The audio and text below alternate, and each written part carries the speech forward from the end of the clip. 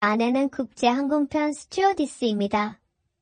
수많은 남성들이 스튜어디스에 대한 로망을 가지고 있죠. 저도 이 일을 겪기 전에는 마찬가지였습니다. 사람들은 그녀들의 아름다운 외모와 깔끔하고 고품격적인 이미지에 매료되어 있습니다. 오늘 저의 사연을 들으면 수많은 남성들의 환상이 깨지게 될 것입니다. 제 아내 김현정은 국제항공편 스튜어디스로 키는 172cm이며 황금 비율의 몸매를 자랑합니다. 게다가 그녀는 아름다운 외모를 지니고 있어 스튜어디스 복장을 입으면 누구든 매료될 수밖에 없습니다. 아름다운 여성들이 많은 항공사에서도 제 아내는 단연톡 보이는 존재입니다. 그녀는 성격이 온화하고 품격이 있으며 제 부모님께서도 매우 만족해 하셨습니다. 저는 이렇게 훌륭한 아내에게 어울리기 위해 열심히 일하고 사업에 매진했습니다. 우리가 살고 있는 도시에서 집과 차를 마련해 정착했으며 비록 부유하진 않지만 안정된 생활을 하고 있습니다. 우리는 각자 하고 있는 일을 좀 더 집중하기 위하여 2년 이내 자녀 계획은 없습니다. 결혼 후 우리는 서로 사랑하며 행복하게 지냈습니다. 저는 행복한 생활이 계속될 것이라고 생각했습니다. 그러나 최근에 아내의 행동이 조금 이상해지기 시작했습니다. 이것이 저를 의심하게 만들었습니다. 우리의 사랑 이야기는 아내의 직업 생활에서 시작됩니다. 아내는 국제항공편에서 근무하기 때문에 매주 4, 5일은 바깥에서 일을 하고 집에 있는 시간은 하루 이틀밖에 되지 않습니다. 저와 아내는 올해 막 30세인 동갑내기고 아직 혈기왕성한 나이기에 아내가 집에 돌아오면 우리는 이틀 동안 모든 에너지를 쏟아부었습니다. 아내는 항상 저에게 미안함이 있어서 비록 뭔가 마음이 지쳤지만 이틀 동안 저를 만족시키기 위해 최선을 다했습니다. 이에 저는 매우 만족했고 이런 아내와 함께라면 더 바랄 것이 없었습니다. 그러나 어느 날 퇴근 후 아내의 캐리어가 거실에 던져져 있는 것을 보았습니다. 아내는 매번 집에 돌아오면 캐리어를 열어 옷을 꺼내 세탁하고 정리한 후 캐리어를 침실에 두는 습관이 있었습니다. 의아한 마음에 방으로 들어가 보니 아내는 침대에 누워 깊이 잠들어 있었습니다. 그녀의 고른 숨소리를 들으며 스튜어디스 유니폼을 입은 그녀의 아름다운 자태에 자연스럽게 마음이 뜨거워졌습니다. 저는 셔츠 단추를 풀고 침대에 뛰어올라 아내를 껴안고 키스했습니다. 이전에는 이럴 때 아내가 항상 저에게 키스로 응답했지만 이번에는 눈도 뜨지 않고 고개를 저으며 저를 밀쳐냈습니다. 여보, 나 너무 피곤해. 잠깐만 자게 해줘. 아내의 지친 얼굴을 보며 저는 자신에게 화가 났고 죄책감이 들었습니다. 아내의 고생을 알아주지 못한 자신이 비참하게 느껴졌습니다. 자기야 미안해. 피곤하면 푹 자. 나는 아내의 가슴에 달린 명찰을 떼어내고 그녀의 외투를 벗겨 세탁하려고 했습니다. 그런데 그녀의 유니폼 상의 주머니에서 작은 네모난 플라스틱 봉지가 만져졌습니다. 가장자리가 손에 걸리며 아내는 고무막 같은 감촉이 느껴졌습니다. 이게 뭐지? 내 몸은 순간 굳어버렸습니다. 떨리는 손으로 그 플라스틱 봉지를 꺼내보니 그것은 콘돔이었습니다. 아내의 유니폼 주머니에 왜 이런 것이 있는 걸까? 나는 급히 침대 머리맡 서랍을 열어보았습니다. 거기에는 여러 개의 콘돔이 있었는데 이 브랜드와 사이즈는 내가 사용하는 것이 아니었습니다. 나는 그것이 나를 위한 것이 아님을 확신했습니다. 탁! 나는 그 플라스틱 봉지를 김은정의 얼굴에 내던지며 그녀의 몸을 잡아 일으켰습니다. 김은정, 이게 뭐야? 난 합리적인 설명이 필요해. 김은정은 흐릿한 눈을 뜨며 내가 던진 것을 집어 들고 말했습니다. 왜 내 물건을 함부로 뒤져요? 이 말을 들은 나는 정말로 화가 났습니다. 그녀가 나에게 이것이 동료의 장난이라고 말했더라면 나는 조금이라도 나았을 것이었습니다. 그러나 그녀는 오히려 나를 비난했습니다. 뭐야? 바람 피우고 내가 발견하니까 화가 난 거야? 그렇지? 여보, 왜 그렇게 말해요? 내가 어떤 사람인지 당신은 모르나요? 당신 정말 실망이에요. 김은정의 눈은 약간 붉어졌고 눈물이 흘러내렸습니다. 그 표정을 보니 나도 마음이 아팠습니다. 그렇습니다. 김은정과 나는 서로의 첫사랑이었습니다. 그녀의 첫 손잡기, 첫 키스, 첫날 밤, 모든 첫 경험은 나와 함께였습니다. 평소에 거리를 다닐 때 남자들이 그녀에게 찬사 어린 눈길을 보내면 그녀는 항상 내 뒤에 숨곤 했습니다. 그녀가 나를 배신한다고? 내가 직접 보지 않고서는 믿기 힘들었습니다. 김은정은 손으로 눈물을 닦으며 계속 말했습니다. 외국 뉴스에서 어떤 여자가 강도의 침입을 받아서 그 강도에게 이걸 건네줬다는 이야기를 봤어요. 나도 혹시 그런 일이 생기면 최소한 나 자신을 보호할 수 있을 것 같아서 가지고 다녔어요. 알고 보니 아내는 절망적인 상황에서 자신을 보호하기 위해 이 물건을 가지고 다녔던 것입니다. 그런데 나는 괜히 의심하고 그녀의 인품을 믿지 않았습니다. 나는 침대에 앉아 김은정을 품에 안았습니다. 다행히도 그녀는 나를 거부하지 않았습니다. 김은정은 내 품에 기대어 고개를 들고 부드럽게 물었습니다. 만약 정말 그런 일이 일어나면 여보, 나를 버릴 건가요? 나는 김은정의 머리를 쓰다듬으며 부드럽게 대답했습니다. 그런 생각하지 마요. 언제나 당신을 사랑해요. 김은정은 원래 하루 일찍 돌아올 수 있었지만 스튜어디스 중 한 명이 휴가를 내서 그녀가 하루 더 근무를 해야 했다고 말했습니다. 그래서 너무 피곤해서 잠만 자고 싶었다고 했습니다. 그녀는 다음에 돌아오면 꼭 나에게 보답하겠다고 약속했습니다. 다음날 저는 아내를 공항에 데려다 주었습니다. 이번 비행은 또 4일 동안 그녀를 볼 수 없는 일정이었습니다. 아내가 비행을 마치는 마지막 날이었습니다. 저는 일부러 일을 일찍 끝내고 공항으로 그녀를 데리러 갔습니다. 아내의 국제항공편 도착 시간을 정확히 알고 있었기 때문에 시간에 맞춰 공항에 도착해 차를 출구 옆에 세웠습니다.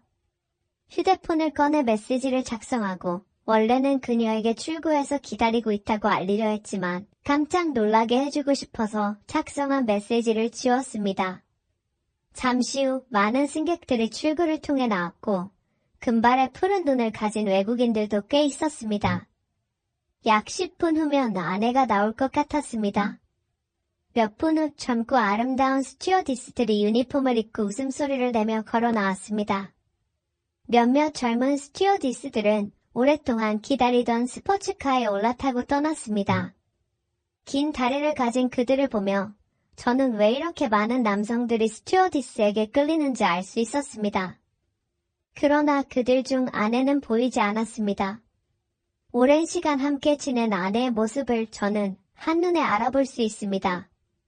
아내의 몸매는 그들보다 훨씬 뛰어나기 때문입니다. 초조해진 저는 아내에게 전화를 걸려고 할 때 드디어 그녀가 캐리어를 끌며 나오는 모습을 보았습니다. 아내의 아름다운 얼굴을 보니 제 심장이 두근거렸습니다. 그녀에게 달려가 크게 안아주려고 하는 순간 제가 본 광경은 제 상식을 무너뜨렸습니다. 중년 남성이 그녀의 곁에 나타나 친근하게 어깨를 감싸 안았습니다. 두 사람은 웃으며 즐겁게 대화를 나누고 있었습니다. 그 남성은 검은색 외투의 셔츠를 입고 있었으며 키도 아내보다 한 뼘 더 컸습니다. 이 모든 것을 목격한 저는 분노로 가득 차 그 남자를 찾아가려 했습니다. 그 순간 아내에게서 전화가 왔습니다. 여보, 오늘 저녁에 일이 있어서 집에 못 가요. 기다리지 말고 먼저 자요.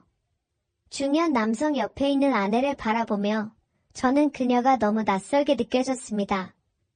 거짓말을 하면 얼굴이 빨개지던 소녀가 이제는 뻔뻔하게 거짓말을 하고 있었습니다.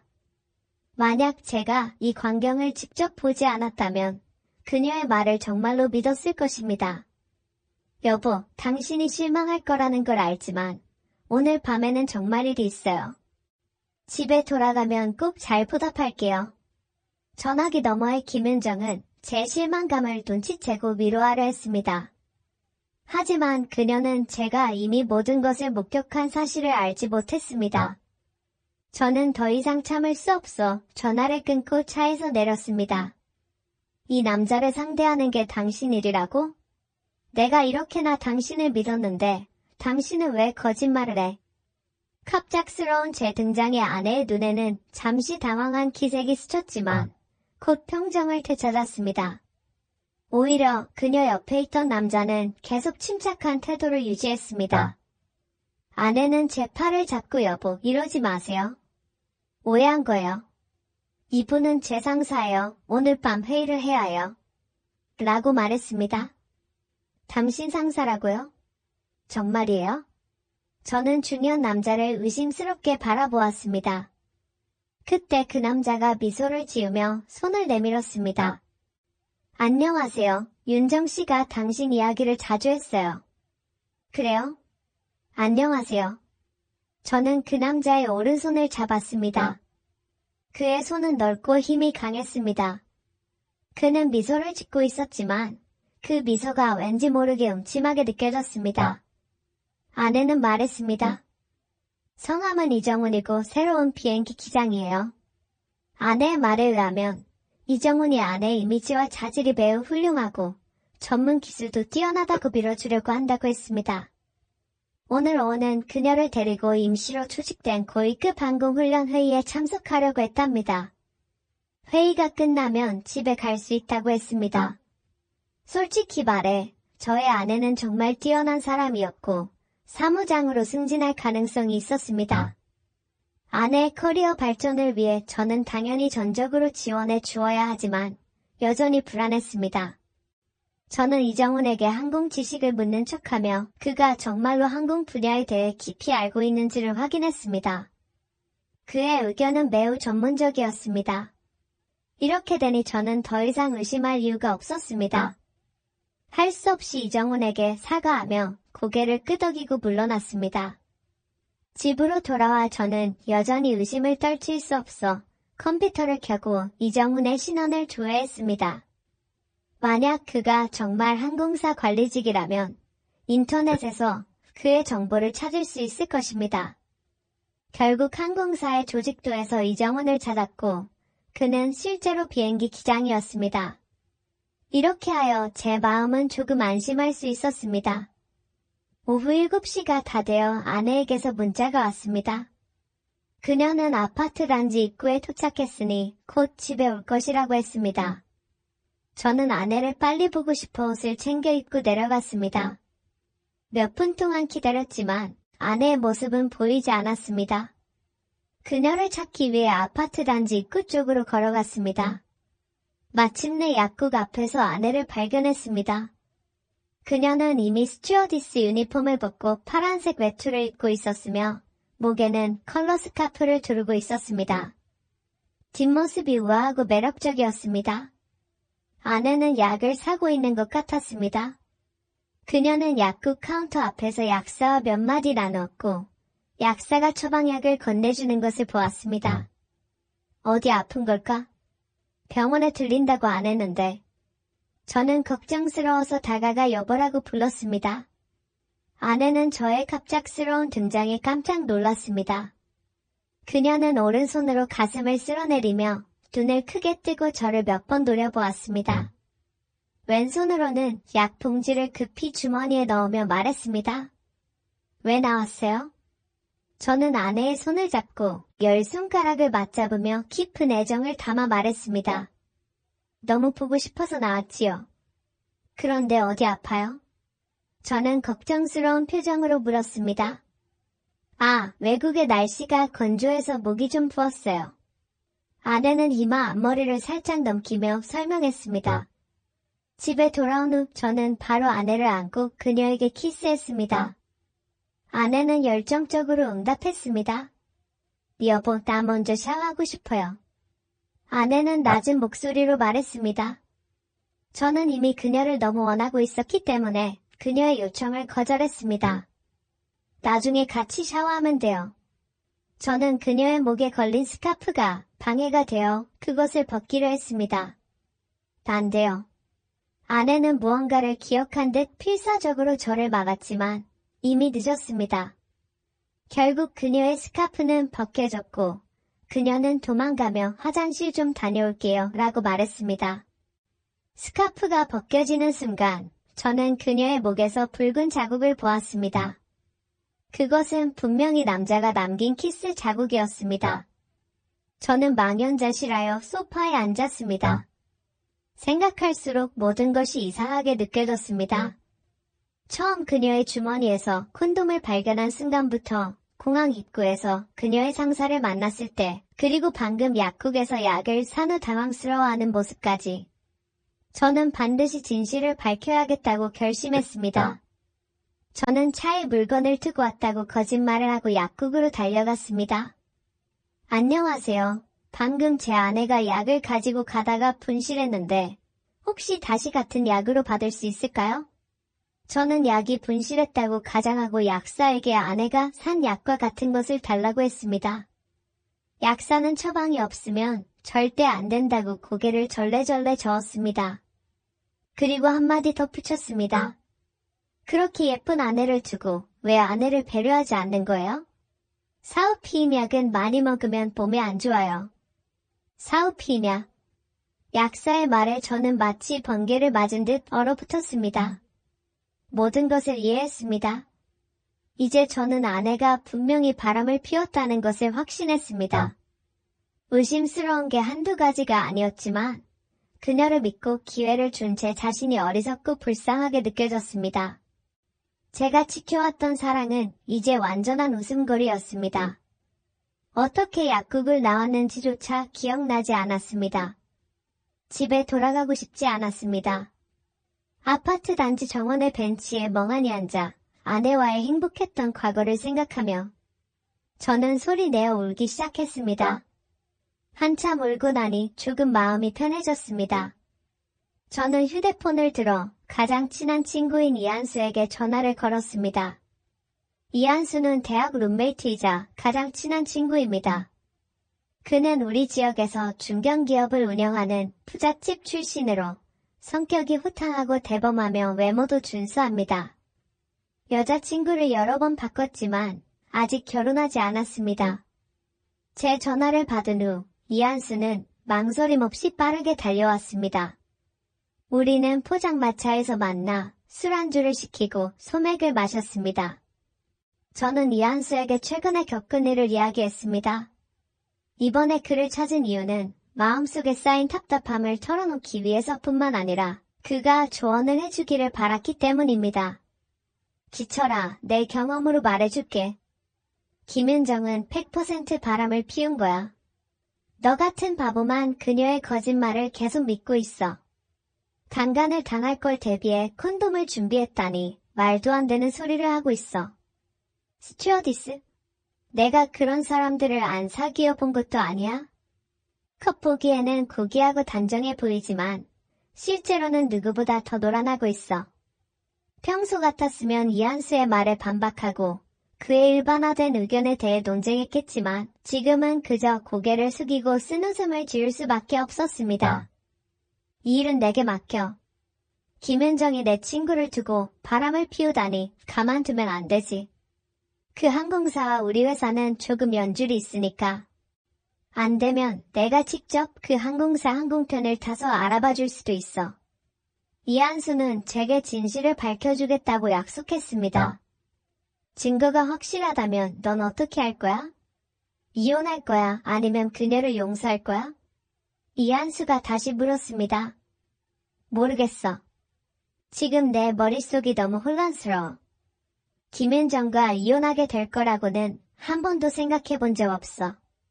최근에 일어난 일들 때문에 너무 마음이 어지러워. 이한수는 말했습니다. 앞으로 어떻게 할지는 차차 생각하고 지금은 아무것도 모르는 척하고 평소처럼 지내. 돌아가서도 평소처럼 행동해. 술을 다 마시고 나니 이미 새벽 2시였습니다. 휴대폰을 켜보니 부재중 전화가 열몇 통 있었고 수십 개의 메시지가 전부 아내에게서 온 것이었습니다. 집에 돌아와서 아내의 의심스러운 질문을 받았을 때 저는 이렇게 대답했습니다. 이한수가 갑자기 찾아왔어요. 결혼 준비 중인 여자친구가 바람을 피웠다네요. 마음이 너무 아파서 나랑 술을 마셨고 그를 위로하느라 휴대폰을 볼 겨를이 없었어요. 아내는 불편한 표정으로 말했습니다. 그 친구 정말 상심이 크겠네요. 그래요. 울면서 가슴이 찢어질 듯이 아파하더라고요. 정말로 그 큰 남자가 여자 때문에 이렇게 상처받을 줄은 몰랐어요. 친구 얘기 그만하고 우리 얘기해요. 최근에 일이 너무 바빠서 당신을 소홀히 했어요. 며칠 휴가를 내서 당신과 함께 시간을 보내고 싶어요.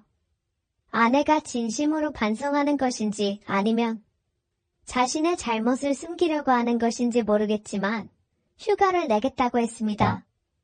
아니요, 괜찮아요. 지금은 당신의 커리어가 상승하는 시기니까 절대 휴가 내지 마요. 예전엔 내가 너무 이기적이었어요. 이제는 사랑하는 사람을 신뢰하고 응원해야 한다는 걸 깨달았어요. 저는 마치 드라마 연기상을 받은 배우처럼 연기했습니다. 아내가 이르시면 그녀의 외도를 입증할 증거를 얻을 수 없으니까요. 지금 저는 순진한 소년에서 독수심에 불타는 냉혈한 남자로 변해버렸습니다. 이런 일을 겪은 남자라면 누구나 그렇게 될 것입니다. 여보, 미안해요. 정말 미안해요. 아내는 저를 안고 울면서 사과했습니다. 얼마 지나지 않아 이한수가 카페에서 만나자고 했습니다. 자리에 앉자마자 이한수는 그가 알아낸 정보를 알려주었습니다. 이한수는 항공사 스튜어디스에게 물어보니 국제항공편 스튜어디스들은 매우 엄격한 기준을 갖추고 있으며 모두 젊고 아름다운 사람들이라고 했습니다. 국제항공편 스튜어디스들은 업무가 힘들고 비행시간이 길기 때문에 일반 스튜어디스들보다 급여가 높아. 그런데 최근에 이상한 현상을 발견했어. 국제항공편 스튜어디스들 중 몇 명이 명품 옷을 입고 명품 가방을 들고 다니는 거야. 원래 그녀들의 가방은 기본적으로 몇십만 원이었고 많아야 1,200만 원 하는 것들이었지. 하지만 지금 그들이 들고 다니는 가방은 요즘 유행하는 것들로 적게는 몇백만 원, 많게는 수천만 원짜리야. 그 이유는 모르겠어. 여기까지 이야기하던 이한수가 갑자기 말을 멈추고 나에게 물었습니다. 너는 그 후에 내가 뭘 발견했는지 알아맞혀봐. 중요한 순간에 그의 말이 끊겨서 나는 짜증이 났습니다. 중간에 끊지 말고 말해봐. 이한수는 미소를 지으며 말을 이었습니다. 그럼 이제 결론을 말해줄게. 이한수는 계속해서 이야기를 했습니다. 문제가 풀리지 않아서 나는 영국행 비행기표를 샀어. 비즈니스석에 앉았는데 서비스가 정말 훌륭했지.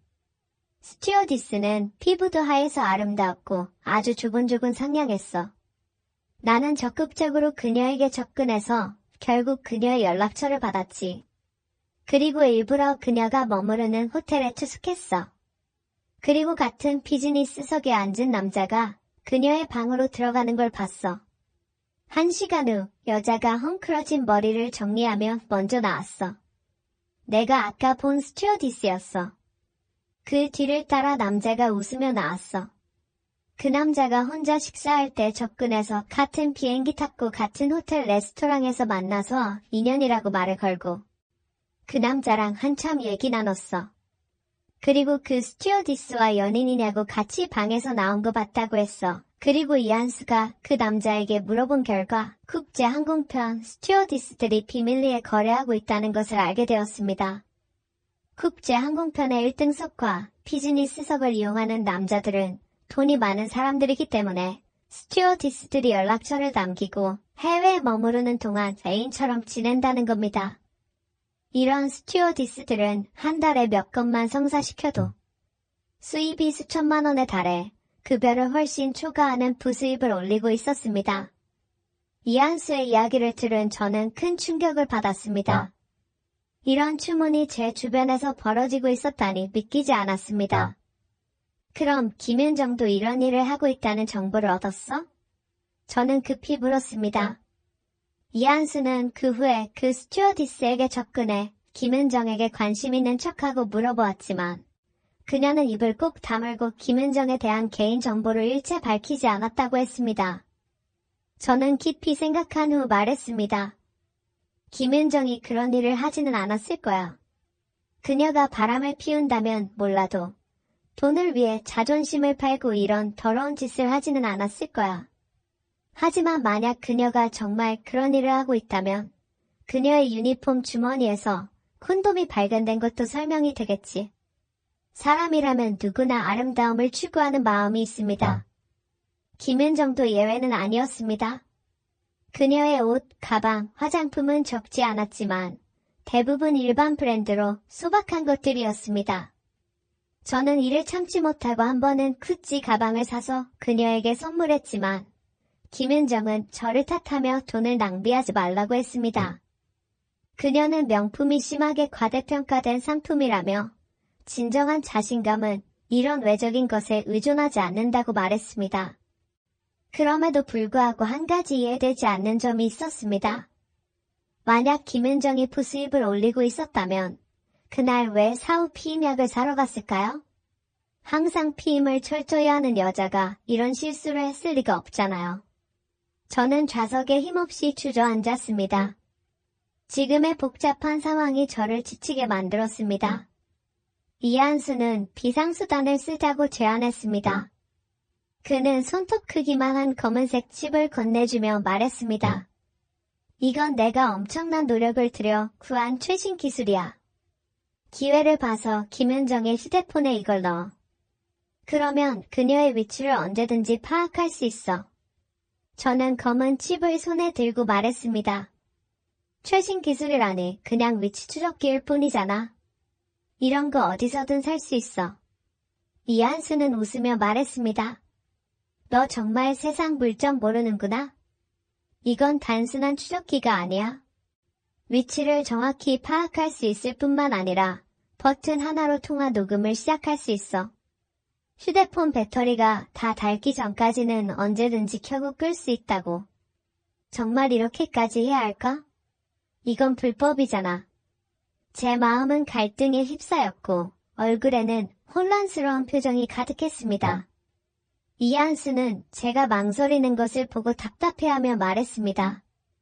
지금 상황이 어떤지 좀 봐. 특별한 수단을 쓰지 않고 어떻게 증거를 얻겠어? 그냥 평생 바보같이 속으며 살고 싶어? 깊은 밤, 아내가 깊이 잠든 틈을 타 저는 그녀의 휴대폰 메모리 넣는 곳을 열고 이한수가 준 검은 칩을 끼웠습니다. 그리고 다시 휴대폰을 원래 상태로 돌려놓았습니다.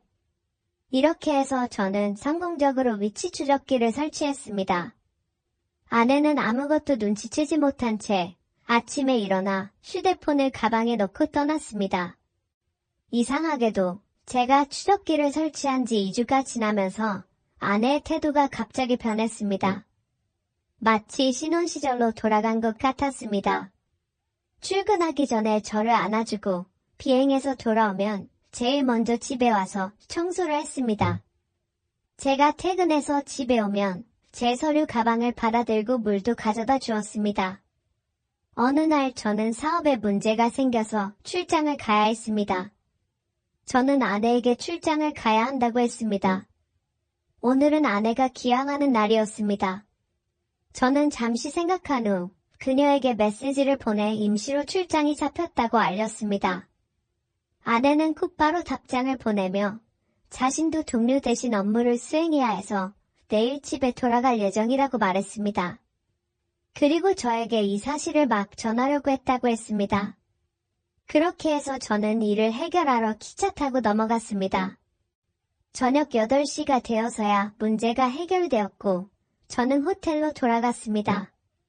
저녁을 먹은 후 저는 호텔 침대에 누워 휴대폰으로 뉴스를 보려고 했습니다. 문득 추적기 확인 애플리케이션을 열어봤습니다. 확인을 하자 깜짝 놀랄 만한 사실을 발견했습니다. 아내의 위치가 저와 같은 도시에 있었고 저와의 거리가 2km도 채 되지 않았습니다. 그녀는 동료 대신 업무를 수행하러 간다고 했는데 왜 호텔에 있는 걸까요? 아내가 또다시 거짓말을 하고 있다는 생각이 들었습니다. 한번 거짓말을 시작하면 수많은 거짓말로 그것을 메워야 한다는 걸 알게 되었습니다. 저는 아내의 휴대폰 번호로 전화를 걸어봤습니다. 전화가 연결된 후 바로 끊겼습니다. 계속 전화하자 몇 번의 신호음 후에야 아내가 전화를 받았습니다. 여보, 무슨 일이에요? 아내의 목소리는 매우 이상했고 숨이 가쁘고 불안정했습니다. 마치 운동 중에 통화하는 것 같은 느낌이었습니다. 운동이라니 아내가 무엇을 하고 있는지 바로 떠올랐습니다. 그녀가 얼굴이 붉어지고 침대에 엎드려 전화를 받는 모습이 머릿속에 그려졌습니다. 아, 별일 아니야? 그냥 갑자기 보고 싶어서. 머릿속에 떠오른 장면들이 제 신경을 자극했습니다. 저는 구역질을 참으며 대답했습니다. 여보, 나 지금 많이 바빠요. 내일 돌아가면 얘기해요. 아내는 말을 마치고 전화를 끊었습니다. 젠장. 저는 주먹을 꽉 쥐고 침대를 세게 쳤습니다. 속에서 분노가 치밀어 올랐습니다. 이 모든 게 네가 나를 이렇게 만들었어. 저는 그녀의 휴대폰에 설치한 칩의 녹음 기능을 켰습니다. 곧바로 남자의 목소리가 들려왔습니다. 왜 그렇게 빨리 전화를 끊어? 아까 너무 짜릿했는데. 이어서 아내의 울먹이는 목소리가 들렸습니다. 제발 그만 말해요. 아내가 아직 부끄러움을 느낀다는 것을 알았습니다. 처음에 그녀가 바람을 피우기로 선택했을 때 그 부끄러움은 어디로 갔던 걸까요? 젠장, 여기서 울지 마. 내가 500만 원을 썼는데 우는 얼굴을 보려고 그런 건 아니잖아.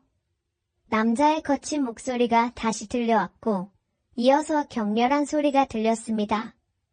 저는 직접 이 두 사람을 잡아야겠다고 결심했습니다. 지도를 통해 그녀가 있는 호텔을 쉽게 찾을 수 있었습니다. 문제는 그녀의 방 번호를 어떻게 찾느냐였습니다. 다행히도 방 안의 남자가 저를 도와주었습니다.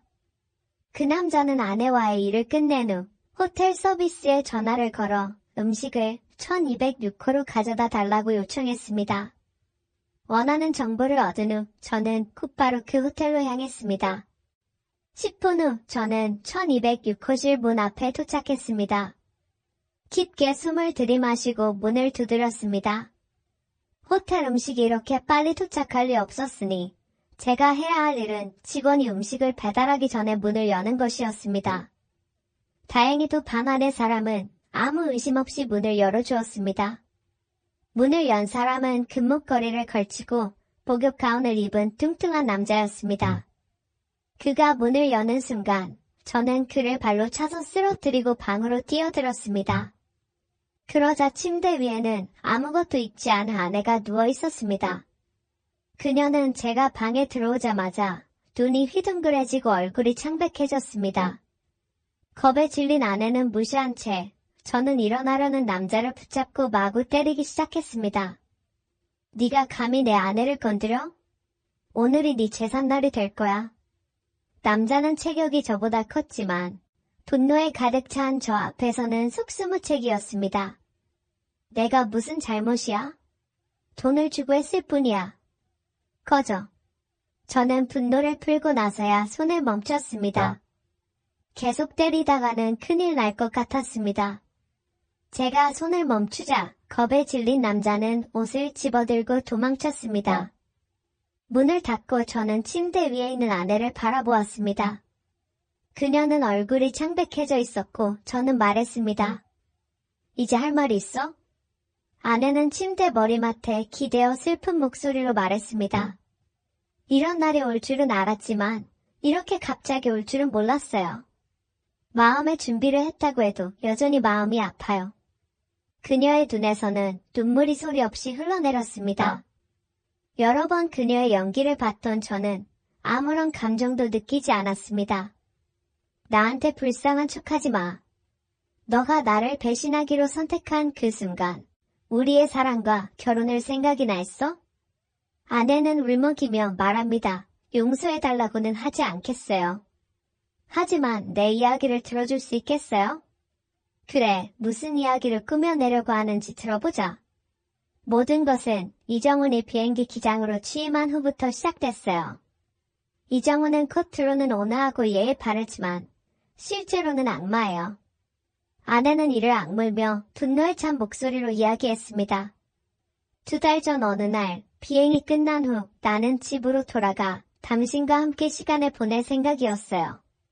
그런데 이정훈이 갑자기 나를 그의 사무실로 부르더니 나를 사무장으로 추천했다는 거예요. 나는 갑작스러운 기쁨에 어리둥절해서 감사의 표현으로 이정훈을 꼬가놨어요. 당신도 알잖아요. 내가 사무장 승진을 위해 얼마나 희생했는지 임신도 미뤘잖아요. 근데 그때 이정훈이 갑자기 내 얼굴을 잡고 키스했어요. 당신한테 미안하지만 사실 그때 그 순간 나는 행복감에 그를 거절할 수가 없었어요. 그 후 그가 나에게 저녁 식사를 같이 하자고 했어요. 그런 분위기에 거절하기 어려워서 나는 어쩔 수 없이 승낙했어요.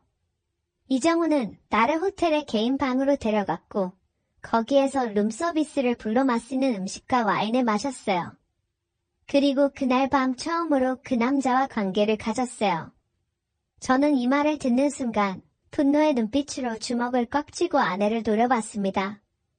아내는 눈물을 멈추지 않고 차분히 이야기했습니다. 처음이 어렵지. 당신한테 죄책감은 들었지만 그 후부터는 이정훈의 각종 요구를 쉽게 받아들였어요. 그때 이정훈이 본색을 드러냈어요. 나와 관계 시 영상을 찍어서 나를 협박했어요. 그가 말하길 내가 그의 말을 듣지 않으면 그 영상이 당신 앞에 그리고 전국에 공개될 거라고 했어요. 그는 본인의 변태적인 취향을 위해서 다른 남자까지 불러 3명이서 함께하고 영상도 계속 찍었어요.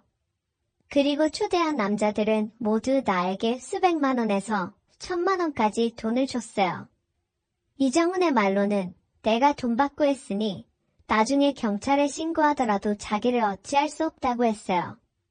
오늘 이 남자도 그가 초대한 남자 중 한 명이었어요. 이정훈은 진짜 악마예요. 아내의 눈물 어린 고백을 듣고 나는 사건의 전말을 대략 이해할 수 있었습니다. 더 이상 그 더러운 이야기를 듣고 싶지 않았습니다. 아내가 몇 명의 남자랑 뒹굴었는지 알면 뭐 하겠습니까? 알면 알수록 제가 더 초라해지는 겁니다. 그리고 이미 깨진 거울은 다시 붙일 수 없습니다. 우리의 결말은 이미 정해져 있었습니다. 만약 내가 조금이라도 양심이 있다면 나와 함께 경찰에 신고하자. 저는 방을 떠나 울고 있는 아내를 남겨두었습니다. 비록 아내를 용서할 수는 없지만 이정훈이라는 악당을 그냥 둘 수는 없었습니다. 하지만 아내는 끝내 경찰서에 가서 신고하지 않았습니다. 그 후 저는 아내와 협의 이혼을 했습니다. 우리는 아이가 없었기 때문에 재산 분할은 간단했습니다. 아내는 잘못을 인정하고 집과 차 등 모든 재산을 포기하고 자신의 옷만 갖고 나갔습니다. 아내가 하지 않고 대학에서 학업에만 집중했습니다. 집도 학교에서 지하철로 15분이면 갈 수 있어서 토막을 했습니다. 세상 물정 모르고 순진했던 저는 졸업했지만 아직 취업하지 못한 친구들을 볼 때마다 그들을 비웃곤 했습니다. 다른 친구들 앞에서 나는 졸업하면 대기업에 들어가서 최소한 월급 1000만 원을 받는 화이트 칼라가 될 것이라고 자랑하곤 했습니다. 하지만 현실은 곧 저를 좌절시켰습니다. 졸업 시즌이 다가오고 저는 자신만만하게 여러 대기업의 이력서를 제출하고 몇 달 동안 면접도 여러 곳 보곤 했지만 여전히 적합한 일자리를 찾지 못했고 마음은 점점 혼란스러워졌습니다. 현실의 벽에 직면하고 나서야 일자리를 찾는 것이 얼마나 어려운 일인지 깨달았습니다. 이전에 했던 큰 소리를 떠올리면 정말로 부끄럽기 짝이 없습니다. 현실 생활은 정말로 너무나도 잔인해서 사회에 첫 발을 내디딘 저를 압도했습니다. 하지만 아무 회사나 들어가기는 싫었습니다. 멸망에 빠져 있을 때 갑자기 한 통의 전화를 받았습니다. 국내 유명한 회사인데 내일 영업 후에 출근하라는 연락이었고 3개월의 수습 기간을 그치면 정규직으로 전환되다는 소식이었습니다. 꿈을 그리던 직장이었습니다. 제 상사는 30대 초반의 장준용이라는 사람이었고 눈이 크며 항상 웃고 있는 상냥한 분이었습니다. 저는 이 귀한 기회를 소중히 여겼고, 그의 지도 아래에서 항상 세심하게 일을 처리하며 실수를 하지 않으려 노력했습니다. 어느 날, 장준영이 고객을 저녁 식사에 초대하며 저에게 함께 가서 경험을 쌓으라고 했습니다. 퇴근 후 우리는 함께 식사 자리에 갔습니다. 식사 자리에는 2명의 고객과 3명의 동료가 있었고, 저는 신입이라 이 상황에 긴장해서 손을 계속 문지르고 있었습니다. 고객 중 한 명은 대략 40대 초반의 대머리 배불뚝이 남자로 제 옆에 앉아 자꾸만 음흉한 눈빛으로 저를 쳐다봐서 저는 불편했습니다.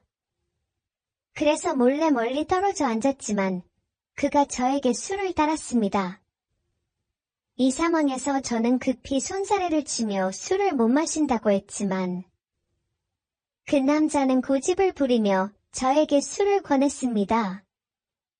내가 마시면 너도 마셔야지라는 식으로 말했을 때 장준영이 다가와 저를 대신해 주었습니다. 그는 이 아가씨는 졸업한 지 얼마 되지 않은 신입이라 이런 자리는 처음이에요. 김 이사님, 이해해주세요. 제가 대신 마실게요. 라고 말하며 그 술을 한 번에 마셨습니다. 솔직히 말해서 그때 저는 그에게 정말로 감사했습니다. 그 후로 장준영은 저를 많이 도와주었고 계속 함께 지내다 보니 저는 장준영을 좋아하게 되었습니다. 그의 성격이나 일 처리 방식, 심지어 그의 말투와 태도까지 모든 것이 성숙하고 매력적인 남자로 느껴졌습니다. 저는 그에게 깊이 끌렸고 매일 그를 보고 몇 마디 나누는 것이 가장 기쁜 일이었습니다. 그래서인지 그가 결혼했다는 사실을 알게 되었을 때 저는 큰 충격을 받았고 쉽게 마음을 추스르지 못했습니다. 장준영과 저는 단순한 동료 이상의 묘한 감정이 있었습니다. 어느 날 저는 장난스럽게 만약 지금 결혼하지 않았다면 저를 선택했을까요? 라고 물었습니다. 장준영은 주저없이 네, 연희 씨랑 같이 있고 싶죠 라고 대답했습니다. 그의 확고한 눈빛을 보고 순간적으로 멍해졌습니다. 그날 다른 동료들은 퇴근하고 저와 장준영만 남아 야근을 하고 있었습니다. 제가 의자 위에 올라가서 상단의 서류를 꺼내려고 할 때 장준영이 다가와 서류를 꺼내주고 저를 안아서 내려주었습니다. 저는 그의 목을 감싸 안았고 비록 짧은 시간이었지만 그의 전자담배 냄새와 가난 팔의 힘을 느끼며 행복에 취했습니다. 이후 저는 저희 집이 회사와 너무 멀다는 핑계로 그리고 이제는 독립해야겠다며 부모님을 떠나 회사와 20분 거리 지하철역 근처의 오피스텔을 임대했습니다. 장준영은 시간이 날 때마다 저를 찾아와 함께 행복한 시간을 보냈고 집안 곳곳에 우리의 흔적을 남겼습니다. 하지만 이 시간이 끝나면 그는 언제나 집으로 돌아갔습니다. 저는 장준영의 애인이 되었습니다. 이런 상황이 옳지 않다는 것을 알았지만 저는 그를 진심으로 사랑했습니다. 그의 가정을 파괴할 생각도 없었고 그의 돈을 원하지도 않았습니다. 저는 순수하고 애절하며 동시에 비굴하게 사랑한다고 느꼈습니다. 모든 휴일이 싫었습니다.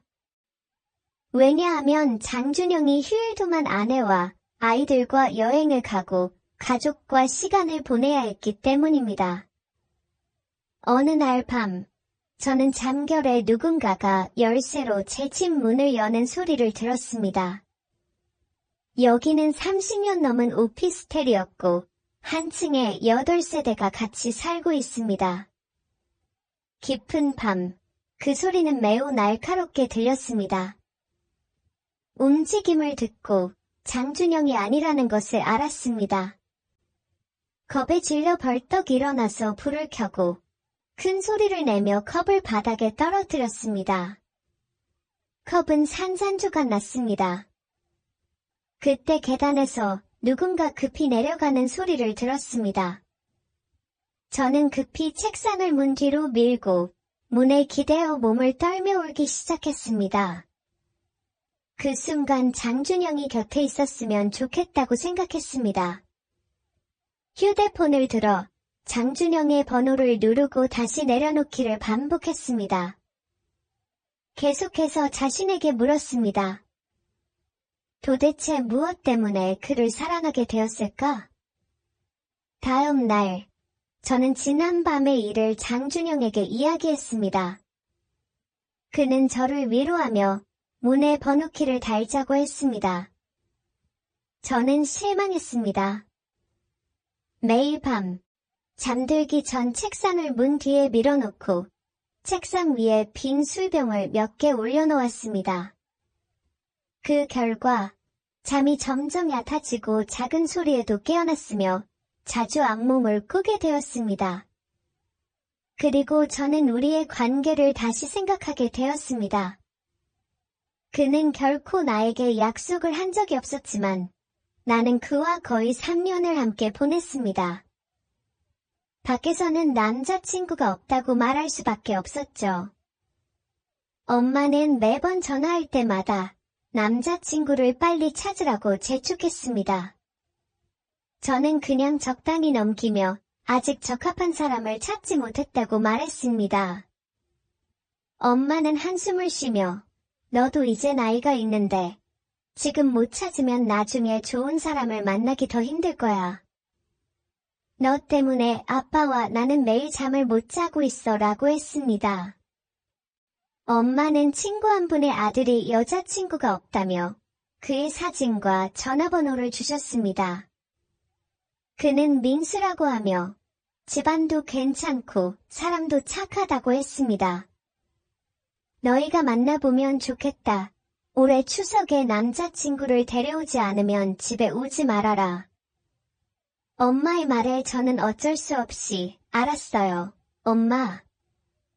저를 데려가는 사람이 있으면 결혼할게요 라고 말했습니다. 그날 저는 장준영에게 엄마로부터 결혼을 재촉하는 전화를 받았다고 이야기했습니다. 장준영은 담배를 꺼내 한 모금 깊게 빨며 너 혹시 나를 더 이상 사랑하지 않는 거야? 나를 떠나고 싶은 거야? 우리의 현재 상태가 좋지 않아? 라고 물었습니다. 저는 그에게 그럼 당신은 이혼하고 나와 결혼할 수 있겠어? 라고 물었습니다.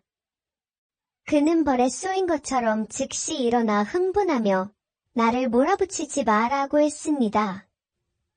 그는 주도하지도 거절하지도 책임지지도 않는 쓰레기 같은 남자였습니다. 저는 그의 표정을 차갑게 바라보며 마음이 점점 무너져 내렸습니다. 그의 말은 차가운 바람처럼 내 마음에 스며들었습니다. 장준영은 너무 이기적이었고 자기 자신만을 생각하며 나를 전혀 배려하지 않았습니다. 점점 쌓여가는 실망감에 마음이 식어갔고 더 이상 깊이 빠져들고 싶지 않았습니다. 그러던 어느 날 저는 갑자기 깨달음을 얻었습니다. 저는 신속히 사직서를 내고 이사를 했으며 장준영의 모든 연락처를 차단했습니다. 저는 남자친구를 찾고 가정을 이루고 싶었습니다. 길에서 다른 사람들의 아이를 볼 때마다 안고 싶다는 생각이 들었습니다. 아플 때 혼자 병원에 가서 링거를 맞는 고독한 순간에 옆에 누군가 있었으면 좋겠다는 생각이 들었습니다. 그 후 저는 엄마 친구의 아들 민수를 만났습니다. 그는 30살에 약간 통통하지만 건장한 체격에 짧은 머리를 하고 작은 눈이 웃을 때 실눈이 되는 사람이었습니다. 민수는 저를 처음 보자마자 반했습니다. 그는 매일 재미있는 영상을 보내며 저를 웃게 했고 날씨가 안 좋을 때는 옷을 따뜻하게 입으라고 챙겨주었습니다. 어느 날 저는 무심코 일산에 있는 한 가게의 디저트가 맛있다고 하던데 먹고 싶다고 말했습니다. 다음번 만났을 때 민수는 마술처럼 디저트가 담긴 선물 박스를 저에게 건넸습니다. 민수의 따뜻한 마음이 제 마음의 차가움을 서서히 녹였습니다. 햇살이 따사로운 날, 저는 민수의 손을 잡고 붐비는 인파 속에서 오랜만에 느끼는 따뜻함을 만끽했습니다. 마치 어둠 속을 걷는데 누군가 갑자기 불을 켜준 것 같은 느낌이었습니다. 저는 민수의 따뜻한 사랑에 점점 빠져들었습니다. 이전에는 장준영과의 관계를 항상 비밀로 유지해야 했기에 이런 공개적인 사랑을 한 번도 경험해보지 못했죠. 저는 이제 당당하게 사람들 앞에서 사랑하는 사람과 손을 잡고 걸을 수 있게 되었습니다. 우리는 손을 잡고 백화점도 다니고 영화도 함께 보고 한강공원도 손잡고 천천히 걸으며 그동안 왜 그렇게 멍청하게 살았는지 자괴감이 드는 반면 너무 행복했습니다. 저는 민수에게 물었습니다. 왜 나한테 이렇게 잘해줘? 민수는 머리를 긁적이며 글쎄, 어디선가 본 적이 있는 것 같지만 잘 기억나지 않아. 하지만 누군가를 좋아하는데 이유가 필요한가? 라고 대답했습니다. 민수가 한쪽 무릎을 꿇고 다이아몬드 반지를 내밀며 청혼을 했을 때 저는 망설임 없이 고개를 끄덕였고 행복의 눈물을 흘렸습니다. 저는 저 결혼해요라는 글과 함께 다이아몬드 반지를 낀 손사진을 SNS에 올렸습니다. 민수도 우리 둘이 함께 찍은 셀카를 올리며 이제부터 너와 함께라고 썼습니다. 저는 화장대 앞에 앉아 거울 속에 빛나고 행복한 저를 바라보았습니다. 반짝이는 다이아몬드 반지에 미소가 가득했고 민수와의 결혼을 꿈꾸며 그날을 손꼽아 기다렸습니다. 어느 날 민수와 함께 식당에서 핫팟을 먹고 있을 때 민수는 갑작스러운 회사에 전화를 받았습니다. 회사에 급한 일이 생겨서 당장 처리하러 가야 한다고 했습니다. 저는 무심코 무슨 일이야? 휴일에도 회사에서 부르다니 라고 물었습니다. 민수는 서둘러 외투를 입으며 지금 클라이언트가 사장에게 클레임을 걸어서 해결하러 가야 해. 자기는 택시 타고 가라고 했습니다. 익숙한 회사 이름을 듣자마자 저는 순간 얼어붙었습니다. 운명은 정말 기묘했습니다. 제가 다니던 회사가 민수 회사의 가장 큰 고객사였던 겁니다. 민수의 바쁜 뒷모습을 바라보며 저는 과거의 고통에 빠져들었습니다. 비록 장준영과의 관계가 비밀이었지만 저는 민수가 제 과거를 알게 될까 걱정되었습니다. 며칠 동안 불안불안해하며 민수에게 과거 이야기를 솔직히 털어놓을까 고민했지만 입이 떨어지지 않았습니다. 저희 과거를 이야기하면 민수가 저를 용서하지 않을까봐, 받아들이지 않을까봐 두려웠습니다. 하지만 말하지 않으면 이후에 민수가 알게 되었을 때 저를 싫어하게 될까봐 두려웠습니다. 회사 직원이 600명이나 되는데 그렇게 쉽게 만날 일은 없을 거야 라고 생각하며 스스로 위안을 했습니다. 어느 날 저는 무심한 척 민수에게 그날 일은 잘 처리했어.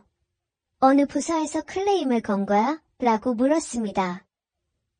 민수는 마케팅 부서야. 나 고등학교 선배도 그 회사에 다니는데 연애에 빠져서 오랫동안 같이 술도 못 마셨네 라고 했습니다.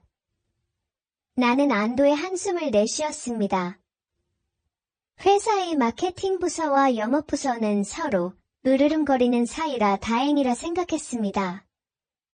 저는 민수에게 조심스럽게 물었습니다. 결혼 전에 내가 누군가를 사랑한 적이 있어도 자기는 신경 쓰지 않을 거야?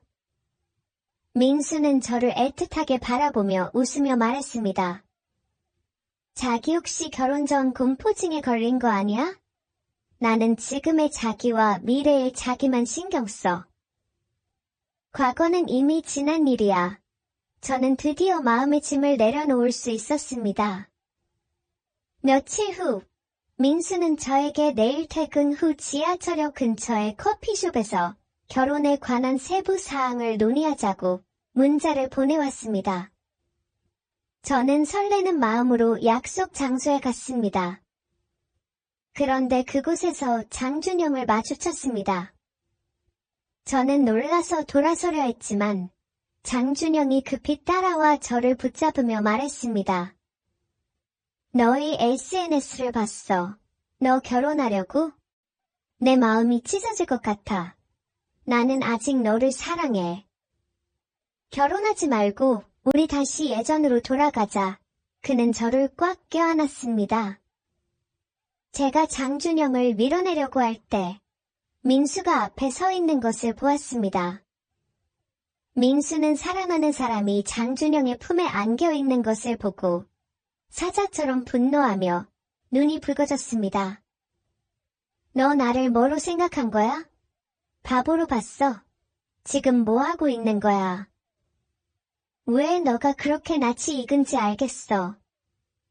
작년에 이놈의 휴대폰에서 네 사진을 본 적이 있었어. 너는 이 새끼 애인이었잖아. 내가 그렇게 너를 사랑했는데 어떻게 나한테 이럴 수 있어? 너의 마음은 돌로 만들어진 거야? 내가 아직도 너의 마음을 못 녹였어. 라고 소리쳤습니다. 알고 보니 장준영은 민수의 고등학교 친한 선배이자 지금 같이 하고 있는 야구 동호회 회원이었습니다. 어제 둘은 야구 동호회 활동할 때 장준영이 민수가 올린 SNS를 보고 질투에 눈이 멀어 민수의 휴대폰을 빌려 저에게 커피숍에서 만나자고 문자를 보냈던 것입니다. 그리고 민수에게는 익명으로 네 여자친구가 퇴근 후 그의 애인과 만날 거야 라는 문자를 보냈습니다. 민수와 장준영은 매주마다 야구 동호회에 나가서 활동하였고 때때로 함께 술을 마셨습니다. 한 번은 장준영이 민수에게 저희 사진을 보여주며 내 애인이 도망갔어. 하지만 곧 돌아올 거야. 절대 내 소나기를 벗어날 수 없어 라고 말했었죠. 민수는 제가 어떤 사람인지 궁금해했었고 제가 그의 이상형이라는 것을 알게 되었습니다.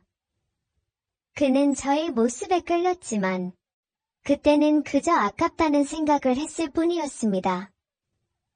민수는 저희 말을 듣지 않고 돌아섰습니다. 저는 그때는 장준영을 사랑했지만 자기를 만나고 나서 그는 내 마음속에 없었어. 자기의 진심이 나를 사랑에 빠지게 만들었고 자기가 청혼을 했을 때 나는 정말로 행복했어. 그리고 오늘 일은 장준영의 수작이야. 내 휴대폰에 문자 온 거 봐봐. 자기가 여기로 오라 해서 온 거야 라고 울며 큰 소리로 외쳤습니다. 민수는 저희 말을 듣고 멈춰섰고 저는 민수에게 다가가며 말했습니다. 나는 당신만 사랑해. 과거에 저놈하고 실수는 했지만 지금은 진짜 당신밖에 없어. 저놈과의 모든 연락수단을 차단했어. 오늘도 그 문자를 받지 않았다면 저놈과 만날 일도 없었을 거야. 날 좀 믿어줘. 그리고 저는 장준영에게 차가운 목소리로 이제 만족하니? 내가 예전처럼 널 사랑할 거라고 생각하니? 네가 이기적인 인간이라고는 생각했는데 이렇게까지 미쳤는지는 생각도 못했어 라고 말했습니다. 저는 빠르게 민수의 손을 잡고 커피숍을 나섰고 장준영은 멍하니 서 있었습니다. 저는 민수를 데리고 사는 집으로 가서 저희 과거를 그에게 털어놓았고 휴대폰을 보여주며 오늘 장준영이 수작도 폭로했습니다. 그리고 민수에게 말했습니다. 내 과거가 깨끗하지는 않아. 당신이 싫으면 어쩔 수 없어. 하지만 난 지금은 떳떳하고 자기만 사랑하고 있어. 나 한 번만 믿어줘. 민수는 자초지종을 듣고 저를 품에 안으며 말했습니다. 자기야, 미안해. 당신 말을 듣고 판단했어야 하는데 장준영 그놈 가만히 안 둘 거야. 저는 민수의 말에 기뻤지만 그가 무엇을 하려고 하는지는 잘 몰랐습니다. 시간이 지나 결혼식 준비로 한창일 때 민수가 저한테 한 소식을 전했습니다. 장준영 그놈 이제 자기 못 괴롭혀. 이제 걱정할 것 없어. 그놈 어제 회사에서 잘리고 검찰에 고발당했어. 저도 기뻐하며 흥분한 민수를 바라보며 물었습니다. 무슨 일이야? 어떻게 된 거야? 그놈 회사 정보 팔아먹고 뒷거래한 거 내가 알고 있었거든. 그놈 성격으로는 우리 결혼하는 거 가만히만 보고 있을 인간이 아니야. 그래서 내가 알고 있던 정보에 더해 좀 더 알아내고 증거를 수집해. 그놈이 회사 정보 빼돌린 증거를 그놈의 회사에 폭로했어. 그러니 그 회사에서 바로 조사 들어가고 검찰에 송치한 거야. 그놈도 그날로 회사에서 잘렸고. 저는 갑자기 눈물이 났습니다. 이 남자가 진정으로 저를 보호하고 사랑하는 남자라는 게 느껴져 행복했습니다. 결혼식은 예정대로 양가 친척 지인분들 축복 속에 순조롭게 진행